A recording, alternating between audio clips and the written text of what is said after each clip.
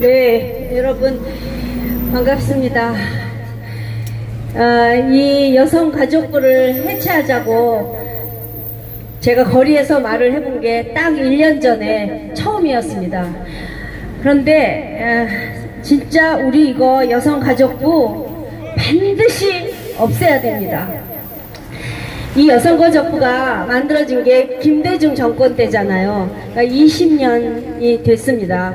그때 김대중 그 놈이 후보로 나왔을 때 공약이 여성가족부를 설치하는 거였고, 거기에는 그의 부인 이희호가 여성운동을 했기 때문에 여성표를 모아야 당신이 대통령이 되니까 여성가족부를 만든다고 공약을 내라. 그렇게 해서 그 공약이 발판이 돼서 대통령이 돼서 만든 겁니다.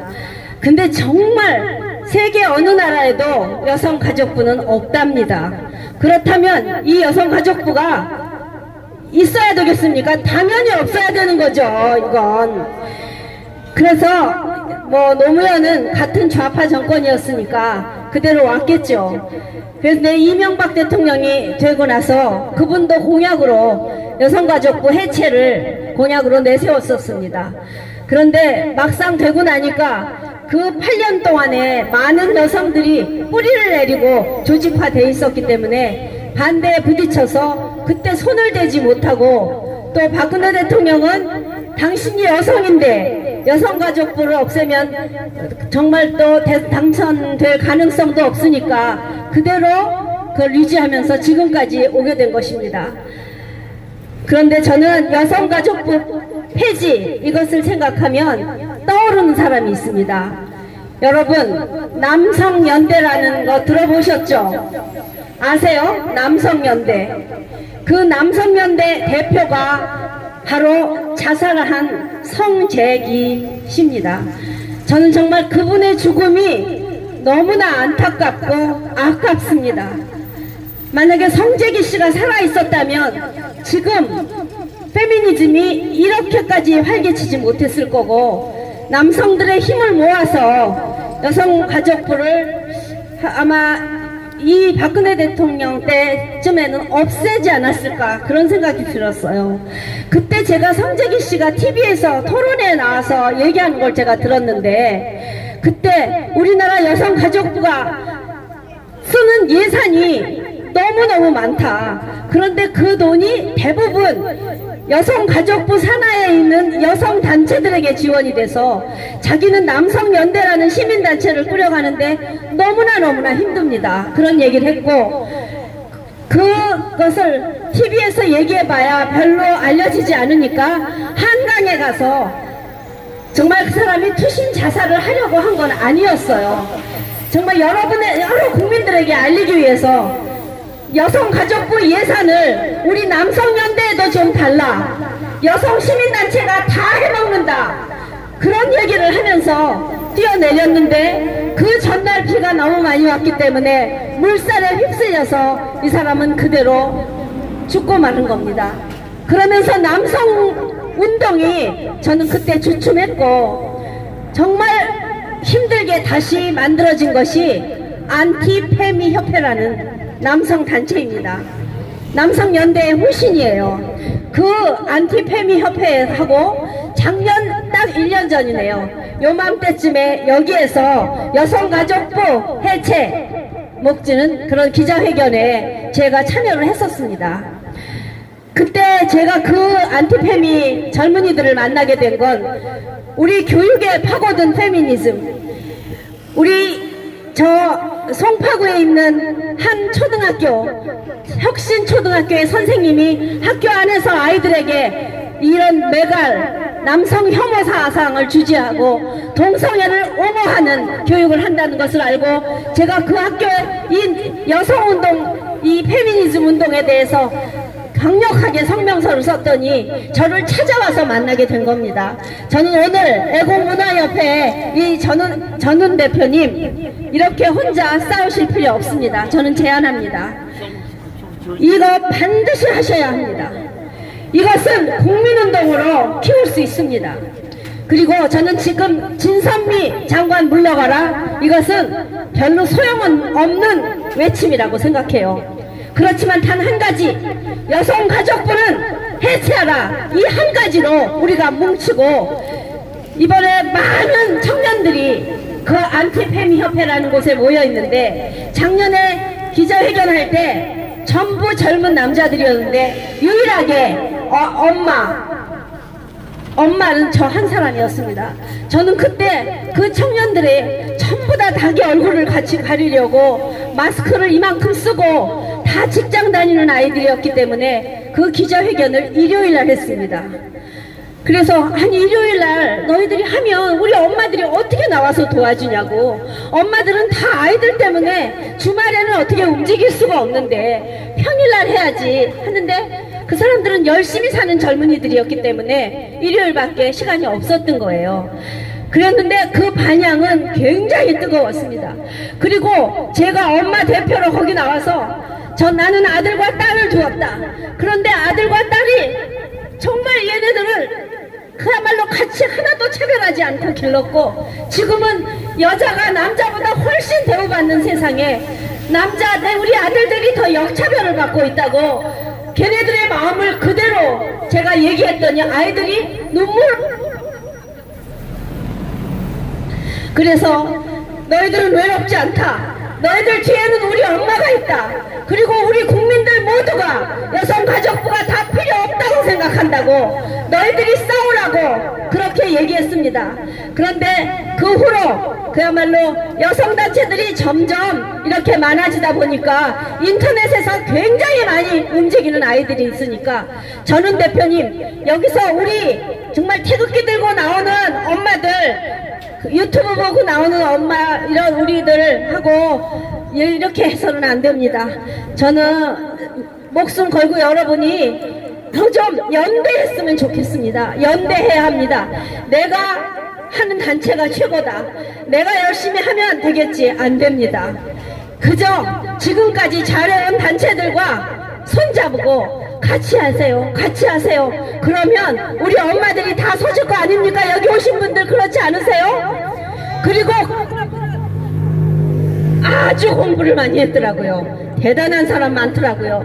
얘기 듣는데 모두 하나하나가 우리가 그래 하고 배울 점이었어요. 지금 우리나라에는 여가부 산하에 여성단체가 몇 개나 될 것 같습니까? 세상에 기가 막힙니다.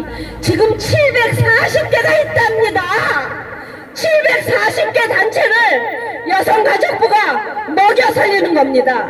그래서 거기에서 뭐 양성평등 정책, 성인지 운동, 별나별 하고 놀랄 걸 하나 알려드릴까요? 그 단체들을 통해서 만들어진 법안 중에 하나가 전 기가 막혀 말이 안 나옵니다. 이런 게 있어요. 신세대 독신 여성의 심리 안정을 위한 자금 지원,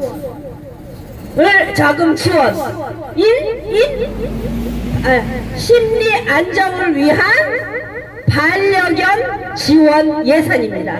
다시 한번, 신세대 독신 여성의 심리 안정을 위한 반려견 지원 예산. 세상에 시집 안 간 노처녀, 늙은 그는 노처녀들한테 개새끼 끼고 살라고 돈을 주고 있습니다 지금.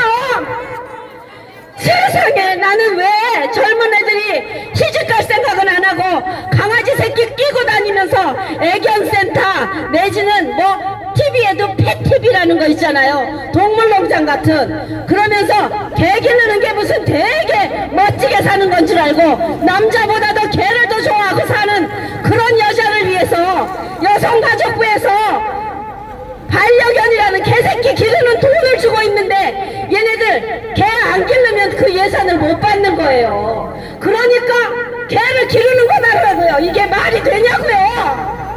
저는 오늘 이 자리에 한다 그래서 저 이 말하러 왔습니다. 우리 국민들이 우리 예산이, 여성가족부 예산이 얼마나 잘 못 쓰이고 있는지를 알아야 합니다. 그리고 지나가다 여러분 보셨나요? 여성 택배함이라고.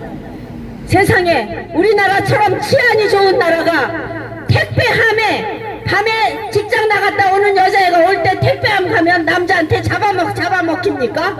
그래서 안전하게 지켜주려고 안심 택배함이라고 여자들을 위해서 그딴 데 돈을 쓰고 있단 말이에요. 이런 게 여성가족부를 만들어 놓으니까 자기들이 할 일을 해야 국가 정부 부처로서 일을 해야 되니까 뭔가를 만들어야 되기 때문에 자꾸 법안을 만들고 하다 보니까 말도 안 되는 법과 말도 안 되는 예산을 책정하게 되는 겁니다. 우리 국민들이 반드시 여성가족부 해체해야 됩니다. 근데 이것은 어떻게 해서 해체할 수 있냐? 정권이 바뀔 때 가능한 일입니다. 지금 저는 때가 왔다고 생각해요. 우리는 문재인 정권을 반드시 퇴진시킬 거 아닙니까? 우리는 우리 눈앞에 와 있습니다. 이런 좌파 정권, 이 부실 정권, 가짜 정권, 또 그리고 선거 부정하고 저지른 정권, 주사파 정권, 친북 정권, 모든 것에 지금 이들의 도덕성은 정말 세계에서 모두가 인정하는 간첩 정권입니다. 이것은 무너뜨릴 수 있습니다.